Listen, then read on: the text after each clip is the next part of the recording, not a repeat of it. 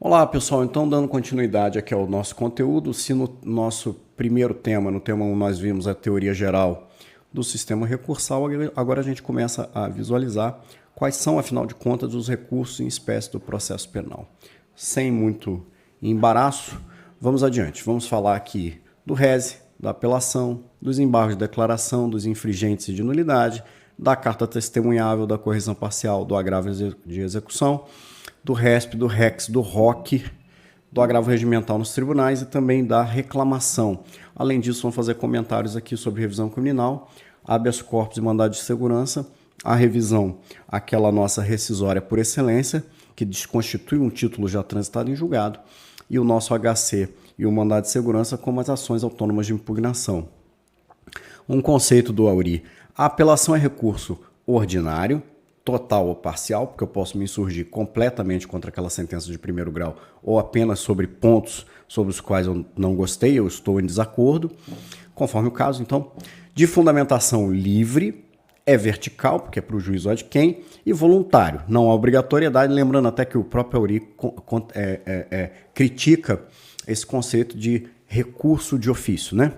E que se destina a impugnar uma decisão de primeiro grau, devolvendo ao tribunal ad quem o poder de revisar integralmente o julgamento em sentido amplo, né? Não somente de decisão, feito pelo juiz ACO. Está previsto no 593 do CPP, lá no 603 ele faz uma orientação sobre quais documentos devem ser juntados pelo cartório às razões recursais, que hoje acaba sendo um pouco ultrapassado até em termos de modernização dos sistemas do Poder Judiciário, está muito voltado ao modelo do processo físico ainda, mas hoje com EPROC, ESAGE e PJE, né, são os três maiores sistemas do Poder Judiciário, todos esses documentos já estão lá permanentemente alimentados, né? A apelação ela pode ser total ou parcial, já comentamos, ela tem ampla devolução cognitiva, ela pode questionar matérias fáticas e matérias de direito, tem livre fundamentação, lembrando que nesse conceito de fundamentação eu vou me valer de fundamentos de direito e fundamentos legais, né? Nem sempre há coincidência entre eles, né?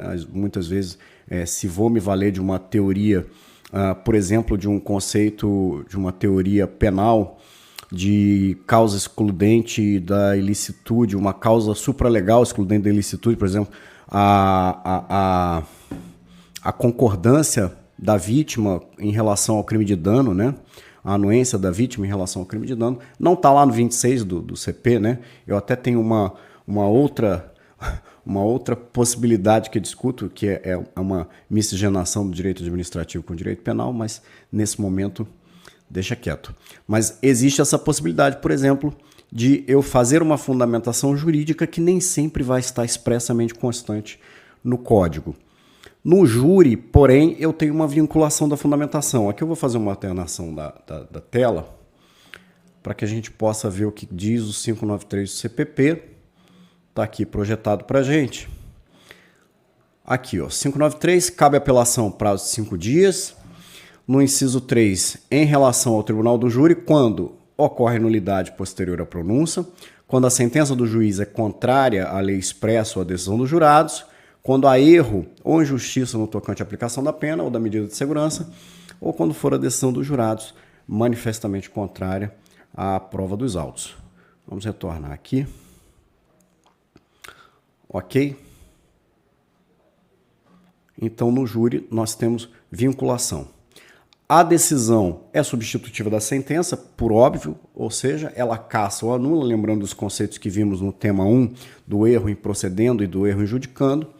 O prazo para interposição é de 5 dias, a contar da intimação, lembrando da súmula 710 do STF, que diz o seguinte, que no processo penal, os prazos são contados da data da intimação e não da juntada dos autos do mandado ou da carta precatória ou de ordem. E esse dispositivo da súmula 710, esse enunciado da súmula 710, vale para todos os atos de comunicação processual, seja ele intimação, notificação ou citação. Os efeitos, né? No 596 nós temos a possibilidade de cabimento de apelação em relação à sentença absolutória. Em relação à sentença absolutória, aquele que está exercendo o direito de ação e está no polo de acusação, seja ela uma ação penal pública ou uma ação penal privada, né, exerce o direito também de extensão do direito de ação manuseando a apelação, que terá apenas efeito devolutivo, ou seja, havendo uma sentença absolutória no primeiro grau, aquele que manusear a apelação não vai conseguir uma execução provisória da sua pretensão, permanecerá o réu solto. No 597, que é a apelação em relação à sentença condenatória, eu tenho um efeito devolutivo, porque eu estou levando a matéria ao juízo ad quem, mas eu também tenho efeito suspensivo, ou seja, susta-se provisoriamente a eficácia daquele título condenatório do primeiro grau. A apelação ela tem um caráter residual em relação ao RES, porque nós já vimos lá no tema 1 que o RES tem um rol taxativo, a gente vai ver um pouco mais adiante também, é o próximo assunto. O RES tem um rol taxativo, então acaba sendo o seguinte, tem uma matéria, uma decisão de primeiro grau contra a qual eu quero recorrer. Primeiro eu vou analisar se cabe RES. Não cabendo RES, cabe apelação. Plena ou restrita, ou seja, eu posso manusear a apelação, como já mencionamos anteriormente, né? Restritamente em relação a algum dispositivo. Dispositivo não é o melhor linguajar, porque dispositivo é a parte final da sentença condenatória, né?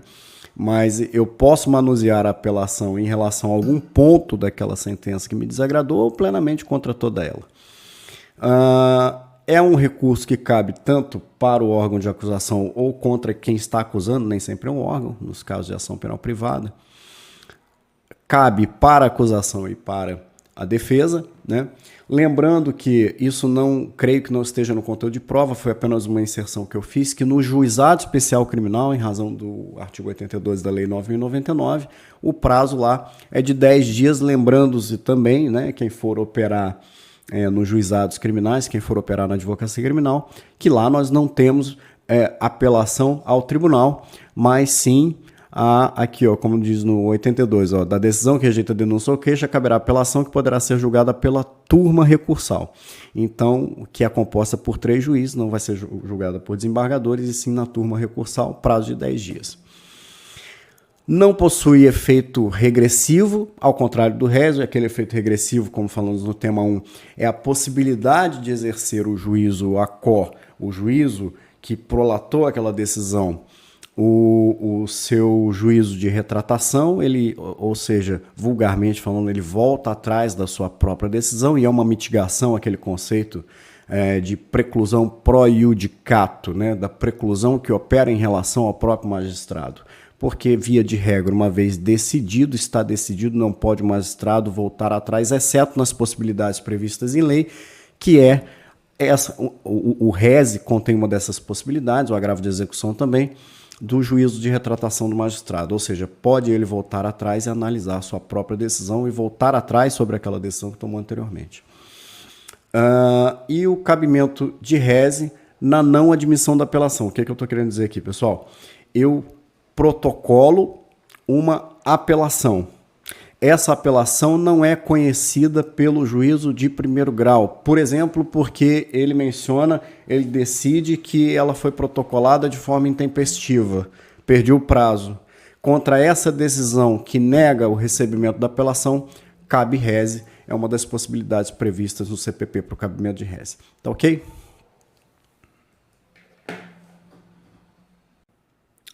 Bom, agora em relação ao RES, o RES é aquele recurso que cabe contra decisões interlocutórias dentro daquele rol taxativo. Previsão no 581, lá no 592 ele fala do prazo para devolução do juízo ad quem ao juízo ad quo, para cumprimento daquilo quanto determinado no acórdão que analisou o RES. Tem uma devolução cognitiva restrita, eu devolvo matérias dentro daquele rol taxativo. Agora tem uma questão interessante, eu vou até projetar aqui o 581, porque ele tem um rol taxativo, mas que também taxativo não significa que ele não possa ser extensivo. Já explico. Quando nós vamos analisar aqui, ó, o 581, fala, caberá a RES da decisão, despacho ou sentença aqui, não recebe a denúncia ou queixa, por exemplo, aqui no inciso 1. A doutrina também compreende que Também cabe reze não só em relação à decisão que não recebe a denúncia ou a queixa, mas também aquela que não recebe o aditamento àquela denúncia ou queixa. E aqui também no inciso 5º, nós temos a possibilidade de cabimento de reze contra a decisão, despacho ou sentença que indefere o requerimento de prisão preventiva.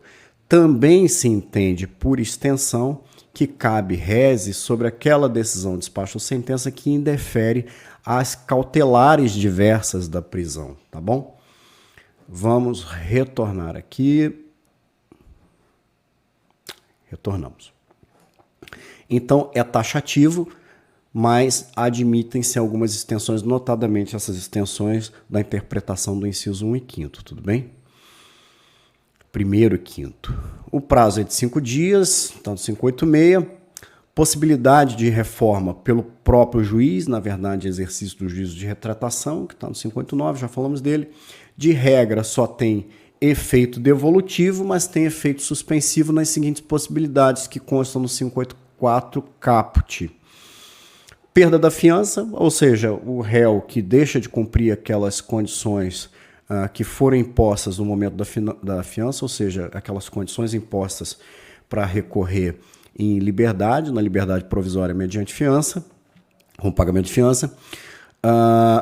É cabível reze com efeito suspensivo também em relação à concessão do livramento condicional, contra a decisão, despacho ou sentença que denega a apelação, nós já comentamos aqui quando falamos da apelação, ou também contra a decisão que decide sobre a unificação das penas e contra a decisão que converte a multa em detenção ou prisão simples. Então aqui um quadro sinóptico, né? Os gigantes, como menciona aqui o professor Oséias, apelação versus reze. Né? A apelação, eu estou diante de uma sentença definitiva, ainda que tenha aquele caráter precário, porque não será imediatamente executado. O reze, por sua vez, eu estou diante de uma decisão interlocutória e tem um rol taxativo do 581.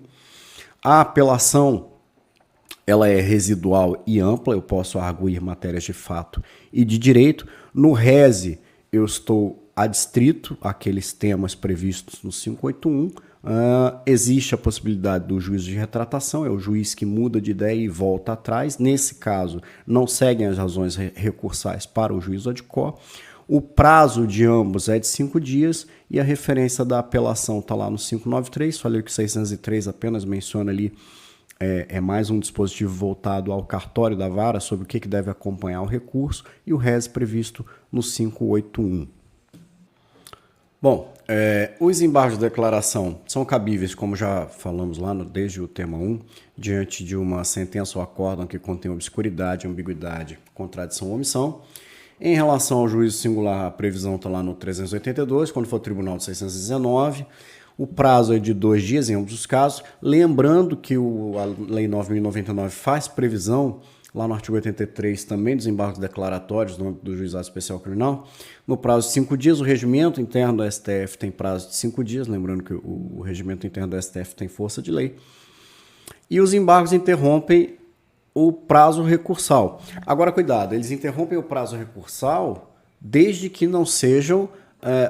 sejam conhecidos, e que sejam conhecidos e julgados, porque se forem conhecidos também e julgados como protelatórios, não. Então está aqui uma casca de banana para a advocacia criminal. É necessário que eles sejam conhecidos e sejam apreciados no mérito. Possuem efeitos infringentes excepcionalmente, porque o que acontece? Via de regra, os embargos declaratórios são aquele instrumento para promover um pré-questionamento ou a parte que deseja algum esclarecimento em relação àquela decisão, sentença do juiz ou do acórdão, né? Olha, doutor, excelência, o que está escrito aqui, afinal de contas? O que significa isso? Mas existem determinadas sentenças e acórdãos que têm omissões muito relevantes e que modificam substancialmente o conteúdo daquela decisão anterior. Por exemplo, o acórdão fixa a pena, mas não fixa o regime de cumprimento de pena. Nesse caso, você tem uma modificação propriamente dita da própria decisão. Esses são chamados efeitos infringentes, mas os embargos declaratórios, via de regra, servem para isso e também como instrumentos de pré-questionamento de determinada matéria que desejemos levar no âmbito de RESP e de recurso extraordinário. Os embargos infringentes e de nulidade, por sua vez, importantes notas sobre eles, são recursos privativos da defesa diante de decisões não unânimes. E eles podem ser infringentes ou de nulidades. Essa classificação de infringentes ou de nulidades está posta em relação ao conteúdo daquilo que estamos questionando. Por exemplo, se nós formos questionar questões de mérito, eu estou questionando absolvição, redução de pena, eu estou diante de um embargo infringente. Agora, se os embargos de nulidade, eu questiono conteúdo de processo penal. Eu vou falar sobre, por exemplo, algo que eu entendo ser uma prova ilícita, por exemplo, certo? Aí sim eu tenho embargo de nulidade, porque eu vou arguir uma preliminar, por exemplo, que não foi conhecida, ou que não foi reconhecida. O prazo de 10 dias da publicação para interposição, ou seja, pressupostos para o cabimento. Vamos lá, eu estou diante de uma decisão não unânime, ela tem que ser desfavorável ao réu sob pena de não conhecimento por ausência de interesse, é contra decisões tomadas em apelação e rese, a jurisprudência também entende que em agravo à execução, não é cabível, logicamente, então, portanto, no âmbito de HC, tem um efeito devolutivo restrito, ou seja, eu vou manusear os infringentes e de nulidade em relação àquele ponto sobre o qual existe a divergência. Eu não posso ampliar para mais do que, além daquele ponto, do que foi divergente no acórdão, por exemplo.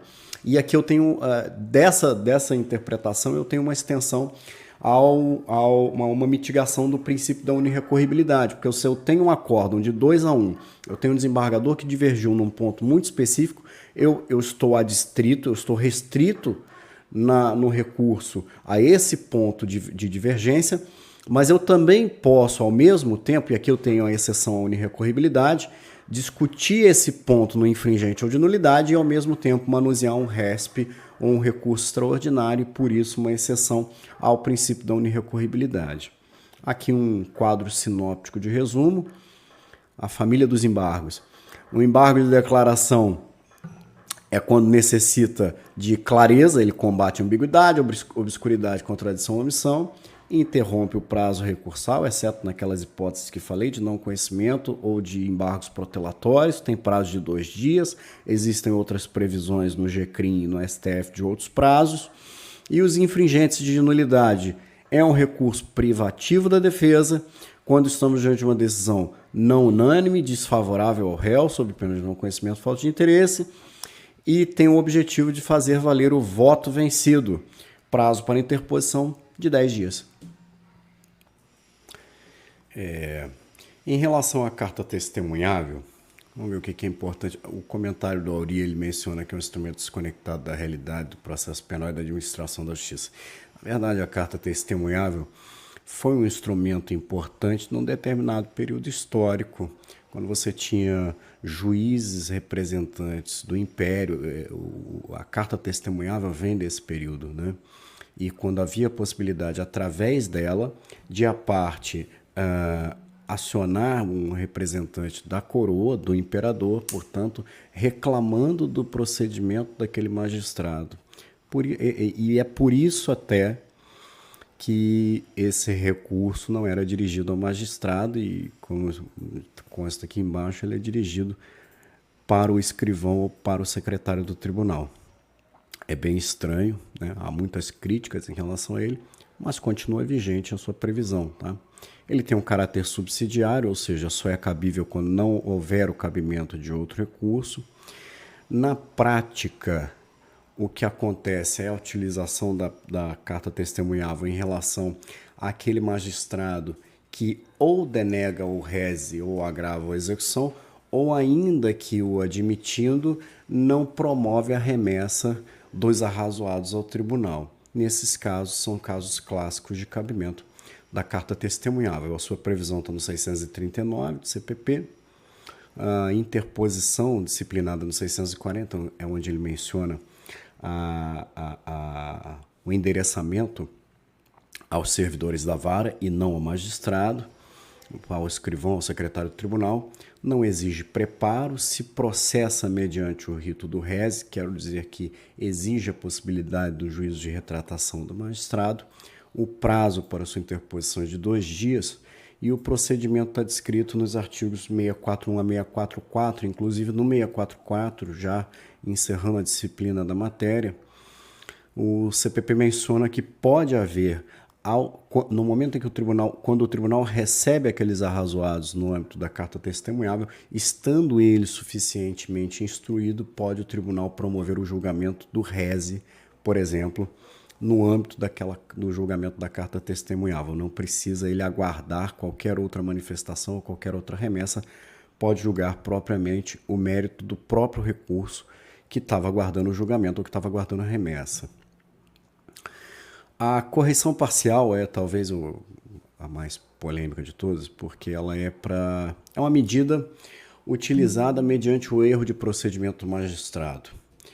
É uma medida, vamos dizer assim, de bom gosto do Ministério Público. Não por acaso, uma das suas previsões legais está na Lei Orgânica do Ministério Público. A outra previsão legal está na Lei de Organização da Justiça Federal, está aqui na 5.010. Porque é aquele instrumento, havia uma discussão que se instaurou por um tempo, se a correção parcial era um recurso propriamente dito, ou se era uma medida correicional, no sentido de ser uma medida puramente administrativa, mas não fixou-se o entendimento de que, de fato, é um recurso propriamente dito do sistema processual. Tá? Reprocessa-se segundo o mesmo procedimento do rese, ou seja, também admite o juízo de retratação. Aí tem uma provocação aqui feita pelo professor Oséias, né? Não seria o caso de mandado de segurança? Necessariamente não, porque o próprio Supremo Tribunal Federal estipulou na súmula 267 que não. Sendo o caso de erro de procedimento, desse tumulto que o magistrado promove na condução do processo, e sendo possível a correção parcial, não se admite o cabimento de mandado de segurança, súmula 267 do STF. Então, seu cabimento, naqueles casos de erro de procedimento, não se admite para discussão de matéria fática, de mérito. O seu cabimento é subsidiário e a aplicação prática, como eu disse, ela tem um certo interesse do Ministério Público, porque na prática o que se vê é o manuseio da correção parcial mediante pedido quando o MP, por exemplo, requisita a devolução dos autos à autoridade policial para alguma medida complementar de apuração, né? Quando o magistrado indefere a oitiva de uma testemunha que foi arrolada tempestivamente, né? Ou quando instaura um incidente de falsidade sem estar razoavelmente demonstrado uma fundamentação suficiente para isso. A reclamação ela veio agora prevista no CPC 15, está lá no 988, CPC e seguintes. Na definição do NUS, que consta que é um recurso interposto contra decisões que deixem de cumprir os julgados dos tribunais, lá no CPC fala que desrespeita a autoridade do tribunal, ofendendo a sua autoridade, está repetido aqui, ou usurpando a sua competência. A reclamação tem por fim manter a autoridade na instância superior. É muito importante, eu vou até alternar a tela aqui, é muito importante conhecer o instrumento recursal da reclamação, notadamente futuros advogados criminais, em razão do que fala o 927 do CPC. Poxa, eu não estou conseguindo alternar a tela aqui, mas eu vou fazer a leitura do caput do 927 do CPC, que menciona o seguinte, que ele tenta estabelecer, o novo CPC tenta estabelecer um novo sistema de precedentes e o respeito ao sistema de precedentes. O 927 fala, eu estou lendo aqui, só não consegui projetar. Os juízes e tribunais deverão observarão as decisões do STF em controle concentrado de constitucionalidade, os enunciados de súmula vinculante, acórdãos em incidente de assunção de competência ou de resolução de demandas repetitivas, IRDR, e em julgamento de recursos extraordinários e especial repetitivos, enunciados de súmula do STF em matéria constitucional e do STJ em matéria infraconstitucional, e a orientação do plenário ou do órgão especial aos quais estiverem vinculados. Então, essa fixação do CPC em relação ao que é o novo sistema de precedentes é muito importante, porque estando deixando de observar aquele sistema de precedentes do 927, é possível a interposição da reclamação. Não tem sido tão fácil assim o conhecimento e o processamento, muito menos o deferimento das medidas requeridas, porque o STF tem reclamado muito do uso substitutivo da reclamação, é o que se alega ao menos, né? E existem alguns julgados nesse sentido, da substituição, da interposição de reclamação visando a burlar o devido processo, a instrumentalização do devido processo, o uso da reclamação em substituição aos recursos que deveriam estar sendo interpostos no rito comum. A sua previsão junto ao STF ela está prevista no artigo 102, inciso 1 da Constituição Federal, no STJ aparece no 105, inciso 1, no STF também está no seu regimento interno, lá no 156 seguintes.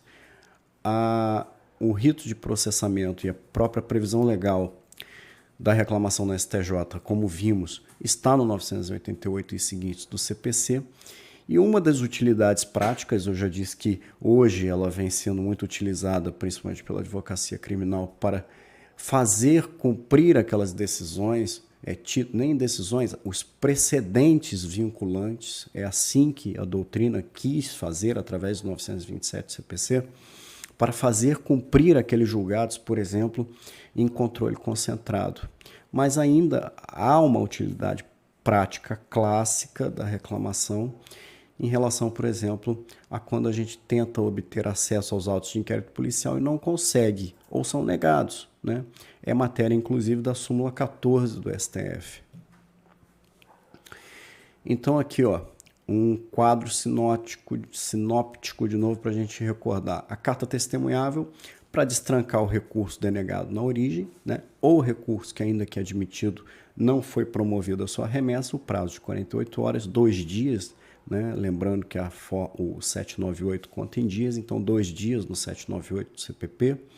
A correção parcial, ela combate aquele tumulto processual causado pelo magistrado, então há uma certa predileção do Ministério Público em relação a esse recurso.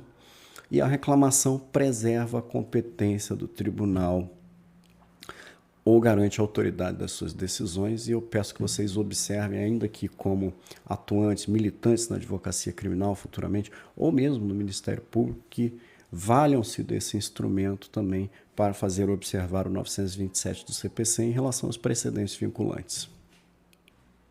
Bom, agora já entrando naquilo que seria o suprassumo do sistema recursal, né? O recurso especial, o recurso extraordinário.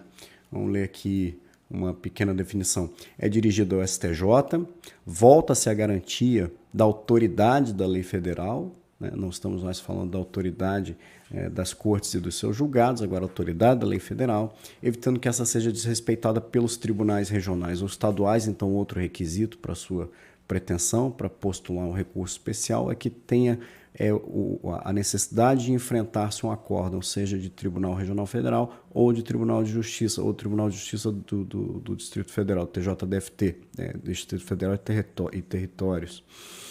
Assim como harmonizar questões de direito tenham sido decididas de maneira diversa por esses tribunais. A previsão está no 105, inciso 3º da Constituição Federal. Eu vou aqui fazer uma alternância de tela para a gente poder fazer a leitura do dispositivo. Então aqui está o 105 como um todo, ele fala da competência da STJ. No inciso 3º, ele menciona a possibilidade, a competência para julgar em recurso especial as causas decididas em única ou última instância pelos tribunais regionais federais ou pelos tribunais dos estados e pelo TJDFT, quando a decisão recorrida na linha A contrariar tratado ou lei federal ou negar vigência, julgar válido o ato de governo local contestado em face de lei federal, ou der a lei federal interpretação divergente da que lhe haja atribuído outro tribunal. Vamos retomar aqui aos slides. Importantíssimo, pessoal, a contagem do prazo preclusivo segundo o dispositivo de 798 do CPP e não segundo a regra se não me engano, do 219 do CPC, que fala da contagem de exúteis. Posso ter errado só o dispositivo, se não me engano, o 219. A regra geral do CPC de exúteis. O STJ e o STF já decidiram que, em relação à matéria penal, contam-se os dias corridos, segundo a lógica do 798 do próprio CPP, que tem uma disciplina específica para a matéria penal. Exige-se o pré-questionamento do tribunal de origem, e aqui a importância, como já mencionamos quando falamos dos embargos declaratórios, uma das maiores dificuldades hoje, principalmente da advocacia criminal, nem é obter o provimento daquela pretensão do mérito do recurso especial, mas sim tê-lo admitido, né? Aqui aparece no meio, dentre outras, mas a súmula 7, assim como a 279 no STF, a 279 em relação ao recurso extraordinário, são os dois grandes embates, entraves para a advocacia criminal. E aqui eu trago algumas súmulas abaixo, só vou fazer um comentário a mais. Existe a necessidade de pré-questionamento da matéria em relação aos acordos dos tribunais, porém, e não necessariamente você tem de ter um embargo conhecido, tá? Leiam 1025 do CPC, porque lá trata-se da possibilidade do pré-questionamento ficto. Não vou mencionar, não é objeto da prova de vocês, tudo bem? Mas a súmula 7, ela fala basicamente, assim como a 279, varia pouquíssimo em relação à literalidade do dispositivo, que não cabe o recurso especial para reexame de provas. Outras súmulas que eu trago aqui que são importantes para o recurso especial. Não cai na prova também, tá, pessoal? Súmula 83 do STJ, a matéria de acordo com a jurisprudência pacífica da Corte. Eu não trouxe a literalidade, aqui está querendo dizer o seguinte, que não cabe recurso especial em relação àquela matéria que já está pacificada na jurisprudência do STJ. A súmula 13 também menciona que não cabe recurso especial em relação a divergências das turmas do tribunal de origem, não do STJ, tá? Como o fundamento jurídico do recurso especial e do recurso extraordinário são diversos, como nós vamos ver agora, o 102 traz o recurso extraordinário, é possível, sob pena de operar-se preclusão, o peticionamento de RESP no STJ e de recurso extraordinário no STF simultaneamente. Recurso extraordinário é um recurso excepcional dirigido ao STF com a finalidade de garantir a harmonia da legislação infraconstitucional em face das normas constitucionais. Previsão 102, vamos lá? Vamos dar uma olhada. 102, inciso 3 da Constituição Federal. Vamos fazer a leitura do dispositivo.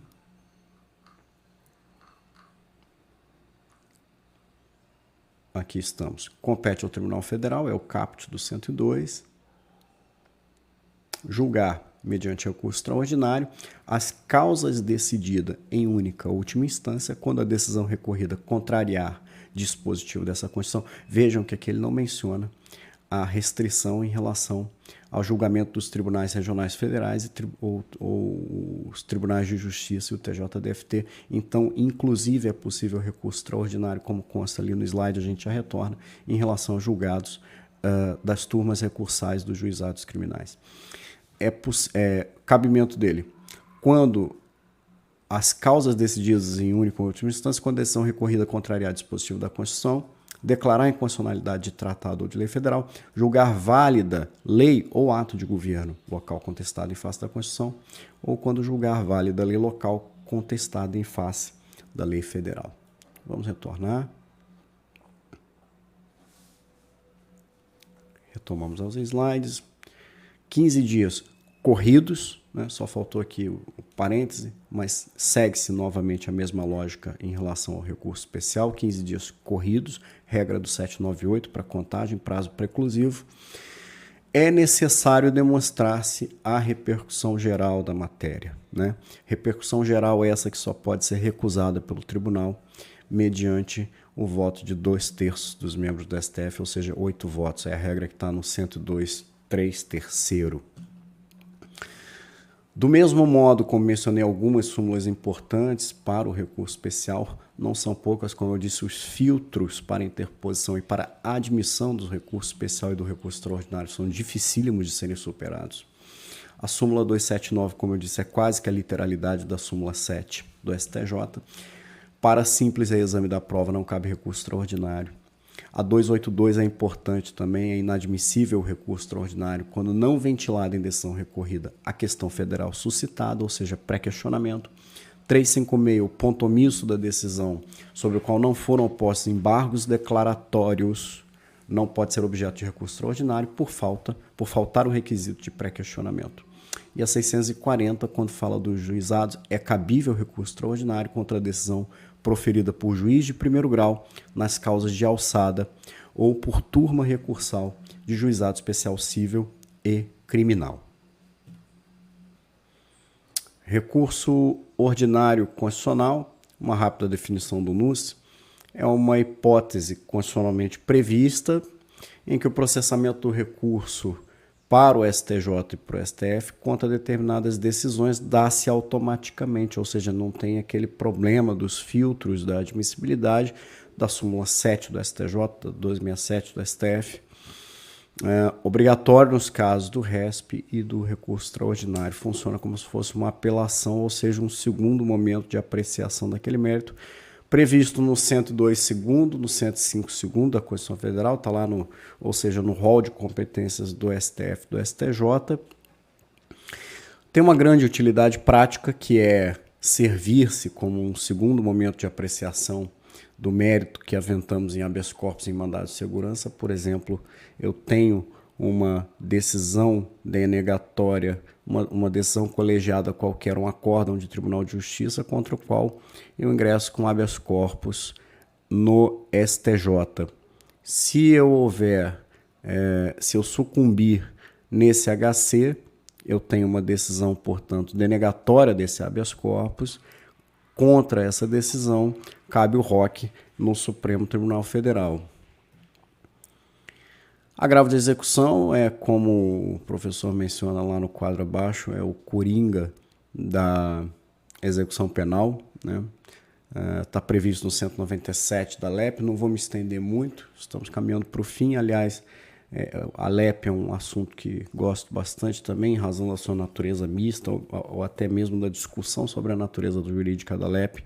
Eu recomendo para aqueles que estejam querendo pesquisar algo a respeito da leitura de dois livros, tanto o da Ada Pellegrini, a gente sempre menciona a Ada no livro dela de processo civil junto com Dinamarca, mas ela tem um livro muito bom sobre execução penal, e o Rodrigo Roig Duque Estrada é um defensor público, se não me engano, daqui do Rio de Janeiro ou Minas Gerais, acho que é do Rio de Janeiro. O livro dele chama Execução Penal, Teoria Crítica, é muito interessante, quem estiver pesquisando o tema. Agravo regimental, como o próprio nome diz, é um recurso que está previsto dentro do regimento interno de cada tribunal, então cuidado quando vocês forem operar, porque é necessário fazer a leitura do regimento interno daquele tribunal. Existem algumas matérias específicas que podem ser direcionadas até mesmo para o órgão especial daquele tribunal. Fundamento legal, ao menos em relação ao STJ e STF, está na 8.038. 8.038 é aquela lei que regulamenta os processos originários dos tribunais superiores em relação às autoridades com foro por prerrogativa de função. Então aqui tem um quadrinho de resumo. O recurso especial, quando tem ofensa à lei federal ou algum dissídio jurisprudencial. O extraordinário tem ofensa à Constituição, é necessário reconhecer-se a repercussão geral, que só pode ser, digamos assim, não reconhecida mediante 2/3 dos ministros do STF, ou seja, 8 votos contrários. Também falamos do recurso ordinário constitucional, que funciona como uma apelação, entre aspas, dos tribunais superiores, muito útil em relação ao mandado de segurança e o habeas corpus. E em relação àquelas medidas do cárcere, né, já na fase de execução da pena, o agravo à execução. Senhores, esse foi o nosso tema 2, encerramos aqui. Em breve voltamos com o nosso tema 3 e 4, e é isso. Muito obrigado.